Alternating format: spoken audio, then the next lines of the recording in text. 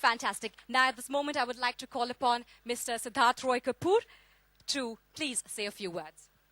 Thank you so much. Thank you all for being here today. And firstly, I'd like to thank the First Family of Indian Cinema and Theatre for gracing us with, with this occasion and being so gracious to really accept the mark of respect that we'd like to bestow upon Mr. Shashi Kapoor today. Indian Cinema and Theatre for gracing us with, with this occasion and being so gracious to really accept the mark of respect that we'd like to bestow upon Mr. Shashi Kapoor today. I think for many of us actually being here, I mean for many at least from my generation being here throws up a stream of memories. I mean I actually started out as a volunteer at the Prithvi Theatre Festival. There are so many memories associated with just being here at this venue. And it's all because of the work of someone like Mr. Shashi Kapoor, who's been a patron of the arts.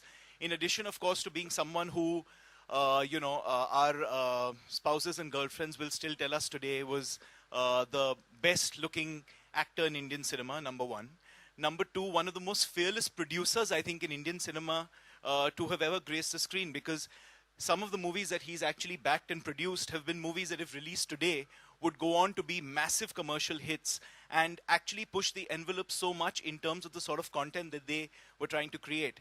I'm not even mentioning the fact that he was one of the most charming and one of the most dashing actors that ever graced the screen. And, all through the 60s, 70s, and 80s gave us such brilliant performances.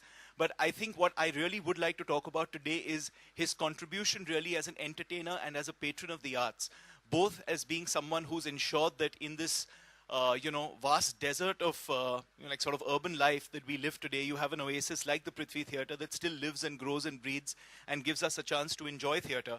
And I'd like to thank him and I'd like to thank his entire family for that legacy.